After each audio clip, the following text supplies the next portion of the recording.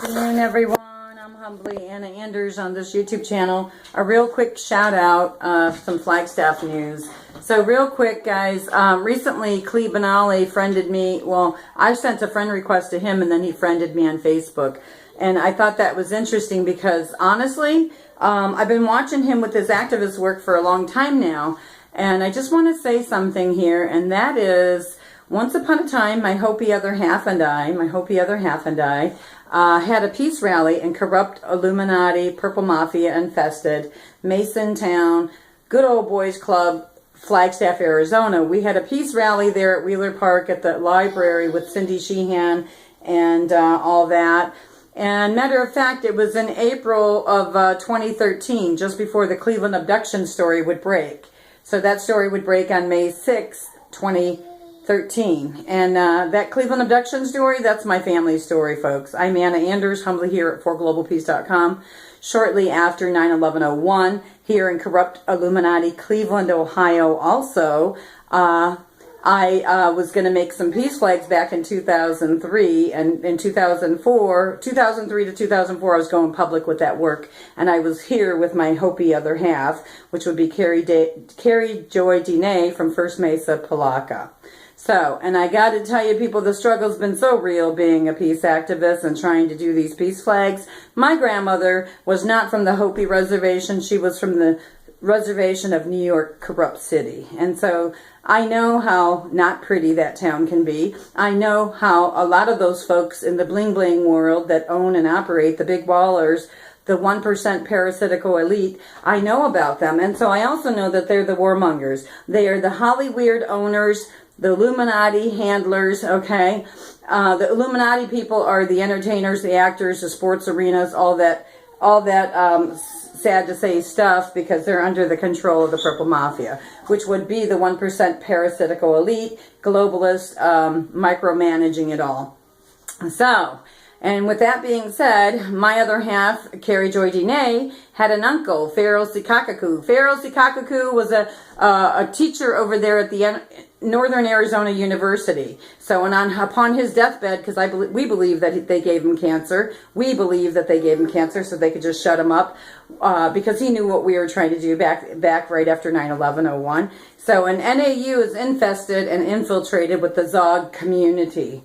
And perfect proof of that is Adam Shimoni running around Flagstaff, micromanaging everybody and showing up like he's just a peace activist who wants to do these frisbees with peace. So, but I'm not falling for the cannon fodder. I can see right through it all. People are being manipulated, played out, and it's all linked to corrupt Hollywood or Hollyweird.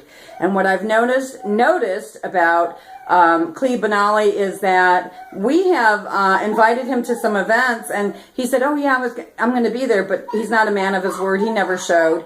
He had events, and we showed up to support him with those events. So that's the truth. And the truth is, I believe that he's been Zog infested, to tell you the truth, because a real peace activist is not going to hold back on the factual political truth that's manifesting. From 9/11/01 to Oklahoma City bombing to all the historical political corruption and disruption of human life and sacred human values. So I'm humbly Anna Anders here today, and I'm here to say, guys, yeah, you know, anybody can show up and say that they're protesting, but really when you have a shill, and I'm sorry to say this, but I believe Adam Shimoni's a shill, a political shill plant from Israel. He's a dual citizen. When you're a dual citizen to Israel and the United States, your first political loyalty is to Israel. It's not to the United States.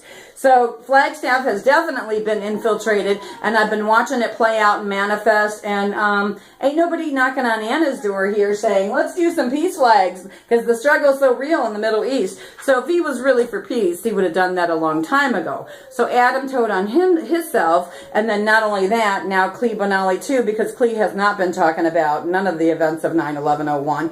As being staged false flag events. They want to talk about cleaning up the uranium and stuff, and just kind of like, I don't know, just taking a segue when it comes to talking politics. So I'm humbly Anna Anders. Be careful, Flagstaff people. Be careful, Indigenous people, when you're feeding off all the political bait and switch games that people get bought off and paid off for. So, and I get that people have talent and they want to play music and all that, and I get the music industry is the giant octopus, Hollyweird, controlling and micromanaging everybody in Flagstaff too, as well, presenting all these potential opportunities. So that's how they get you sucked in.